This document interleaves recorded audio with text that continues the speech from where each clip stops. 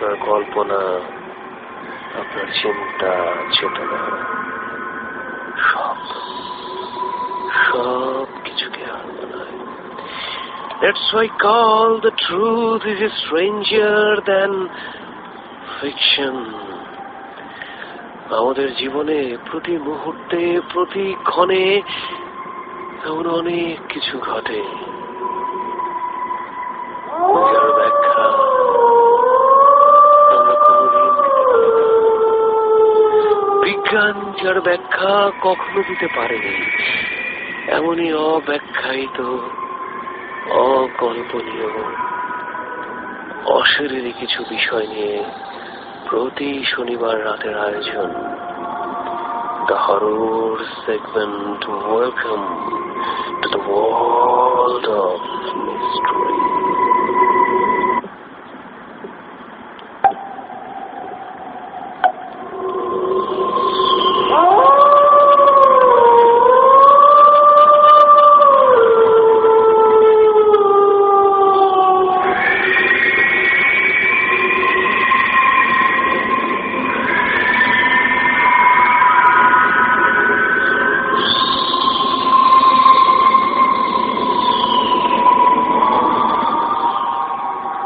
প্রতি শনিবারের মতো আজও আমার হাতে একটা চিঠি আছে, আর এই চিঠিটা পাঠিয়েছে আমার বন্ধু রবি।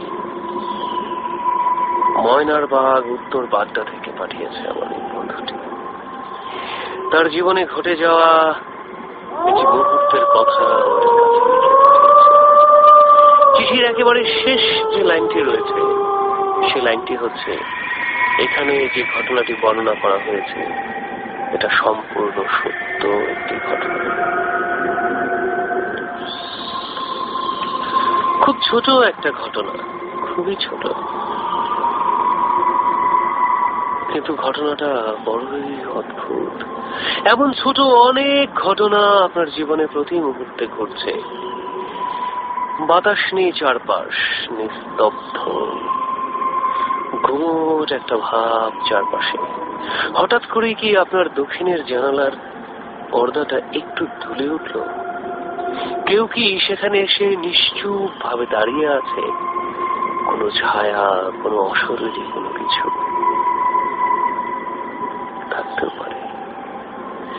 মানুষের জীবন হচ্ছে ঘটনাবহুল একটি জীবন। চলার পথে এমন অনেক রহস্যময়, অকল্পনীয় অনেক কিছুই ঘটে আমাদের জীবনে।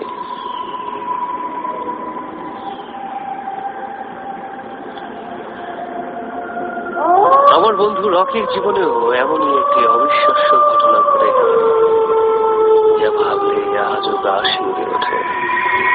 ঘটনাটি ঘটেছিল আজ থেকে 10-12 বছর আগে। রকির চিঠি থেকেই পড়ছি। ঘটনাটি আমাদের গ্রামের।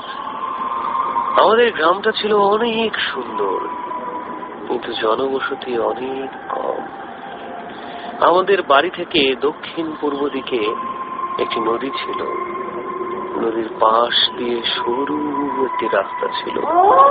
প্রায় 2 কিলোমিটার যাওয়ার পর একটি অনেক পুরনো ভিটে বাড়ি। সেই ভিটায় অনেক পুরনো একটি বট গাছ আর একটি তেঁতুল গাছ ছিল। ভিটায় কয়েকটা কবরও ছিল। লোকমুখে শোনা যেত ভিটার ওই বট গাছ ও তেঁতুল গাছে অনেক অশরীরী জিনিস রয়েছে।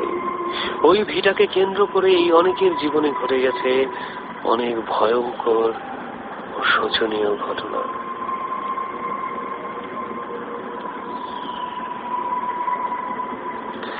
আমাদের বাড়ি থেকে প্রায় 6-7 কিলোমিটার দূরে একটি হাট ছিল। ওই হাটে যেতে ভিটাটা অতিক্রম করতে হয়।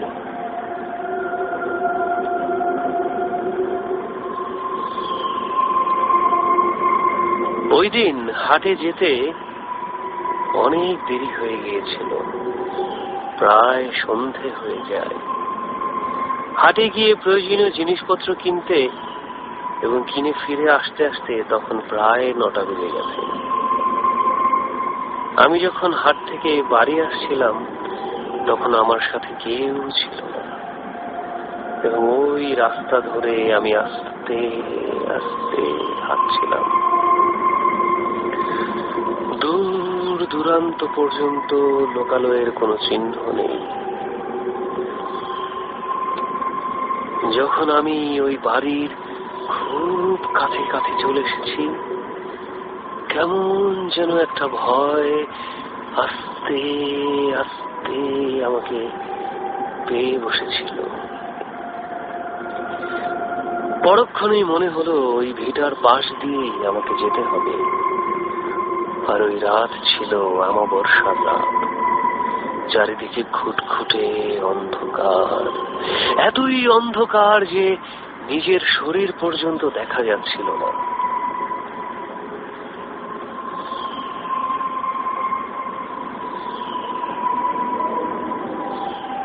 আমার হাতে কোনো টর্চও ছিল না।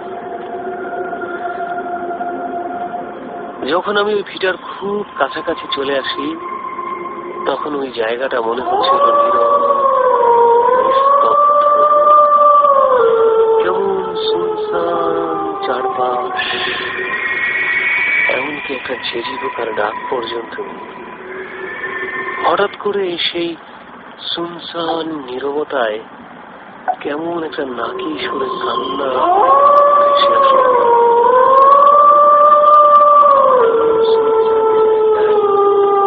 কে কাঁদে?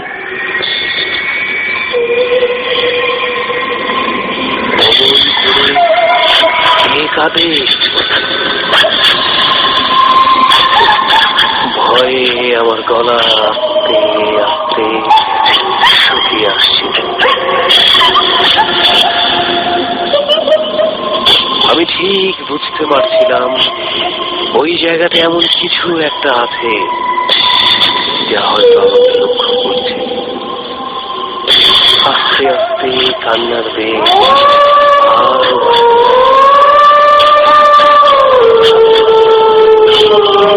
আমি ওই জায়গাটা থেকে তাড়াতাড়ি সরে আসার চেষ্টা করছিলাম, কিন্তু কিছুতেই যেন কিছু হচ্ছিল না।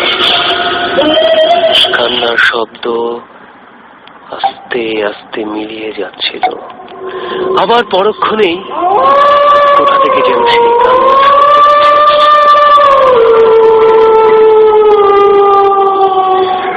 ভয়ে আমি তাড়াতাড়ি সেখান থেকে সরে যেতে চাইলাম, কিন্তু মনে হচ্ছিল পা যেন মাঠে বেঁধে যাচ্ছে।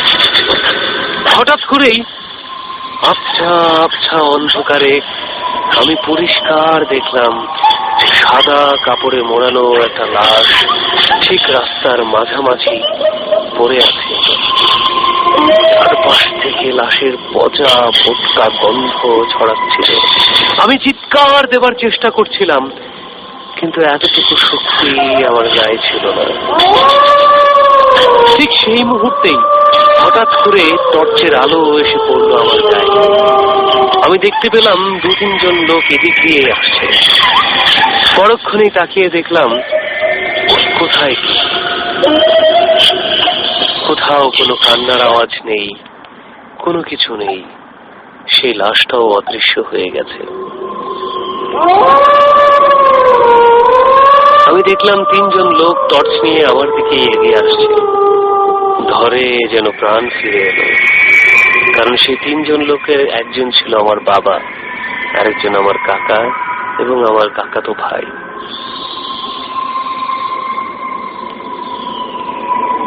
আমার ছোট ভাই, চাচাতো ভাই রনি আমাকে বলল, হাট থেকে তোর আসতে দেরি হচ্ছে বলে আমরা এগিয়ে আসলাম তোকে এগিয়ে নিতে। তারপর বাড়ি ফিরে আসি, কিন্তু ওই ঘটনা আমি কাউকে বলিনি। এই ঘটনার ঠিক 2 দিন পর আমি আমার সেই চাচাতো ভাই রনি রাতে নদীতে মাছ ধরবো যাওয়ার পরিকল্পনা করলাম। ওই সময় নদীতে খুব কম পানি ছিল। প্রায় রাতে আলো নিয়ে আমরা মাছ ধরতে বের হতাম। কথা ছিল রাত 12টার সময় আমাকে ডাক দিয়ে নিয়ে যাবে রনি। আমি খুব তাড়াতাড়ি ঘুমিয়ে পড়েছিলাম। হঠাৎ করেই রনির ডাকে আমার ঘুম ভাঙল। রকি, এই রকি,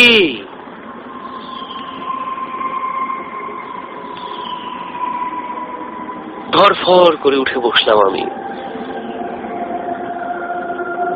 মাছ ধরার টুকরি আর আলো নিয়ে বাইরে এসে দেখি রনি একটা গাছের নিচে দাঁড়িয়ে আছে। বলল, চল মাছ ধরতে যাবি না? আমি বললাম, হ্যাঁ যাবো তো, চল। ও আমার সামনে হাঁটছিল আর আমি ওর পেছন পেছন।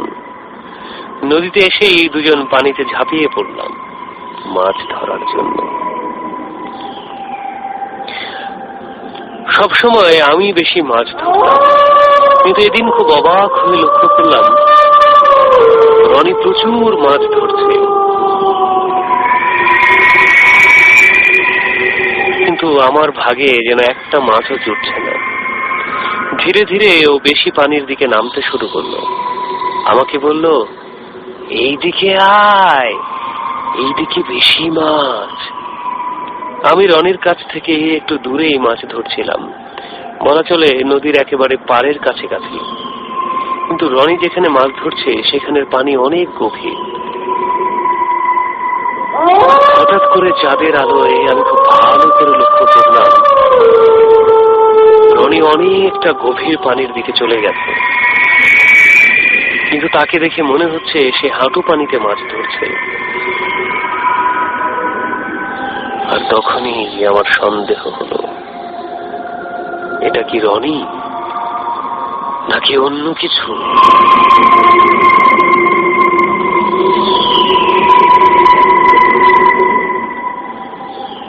আমি ভয়ে ভয়ে ডাক দিলাম, রনি। এরপর আমি যা দেখলাম তা আজ অবধি আমি ভুলতে পারি না।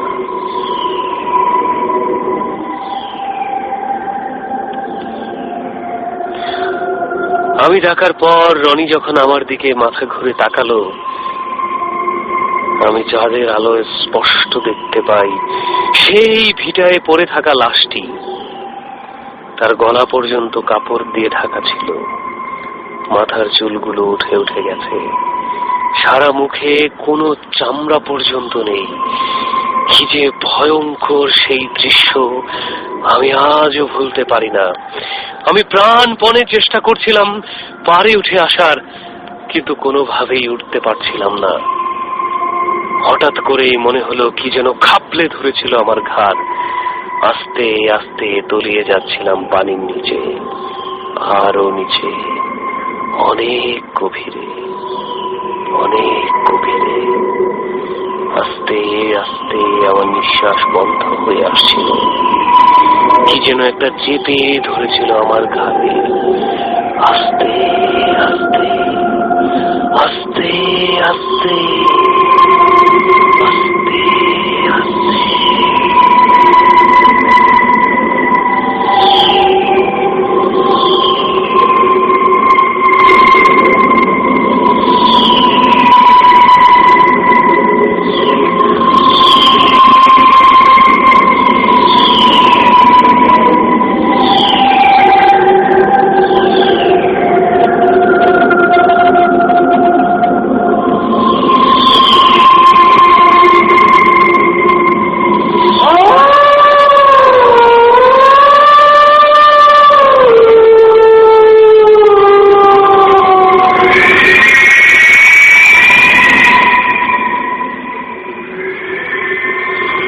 এরপর আমার যখন জ্ঞান ফেরে আমি খুব অবাক হয়ে লক্ষ্য করি আমি একজন কবিরাজের বাড়িতে। আমার মা আমাকে কোলে নিয়ে বসে আছেন, মাথায় তখনও পানি ঢালা হচ্ছে। পরে আমার চাচাতো ভাইয়ের কাছে সব জানতে পারি। আমি যখন বাড়ি থেকে বের হয়ে যাই তার 10 থেকে 15 মিনিট পরেই রনি আসে আমাকে ডাকতে। অনেক ডাকাডাকির পর যখন কোনো সারা শব্দ না পায় তখনও দরজায় কড়া নাড়ে। মার ঘুম ভেঙে যায়। মা বলে, কিরে তুই এখানে, রকি কই? রনি বলল, আমি তো এই মাত্রই আসলাম। মা বলল, কিন্তু ও তো খানিক আগে বের হয়ে গেছে। তখনই সন্দেহ হয় সবার। সবাই মিলে দৌড়ে বের হয় আমাকে খোঁজার জন্য। খুঁজতে খুঁজতে যখন নদীর পাড়ে আসে, খুব অবাক হয়ে লক্ষ্য করে সবাই নদীর প্রায় মাঝামাঝিতে আমি নাকি দাপাদাপি করছিলাম পানি থেকে ওঠার জন্য। তারপর সবাই মিলে নদীতে নেমে আমাকে তুলে নিয়ে আসে। আর এই ঘটনার পর থেকে আজ পর্যন্ত আর কোনোদিন আমার নদীতে নামা হয়নি। আজ পর্যন্ত কোনোদিন চাঁদের আলোয় রাতে একা ঘর থেকে বেরো হওয়া হয়নি, আজ পর্যন্ত না।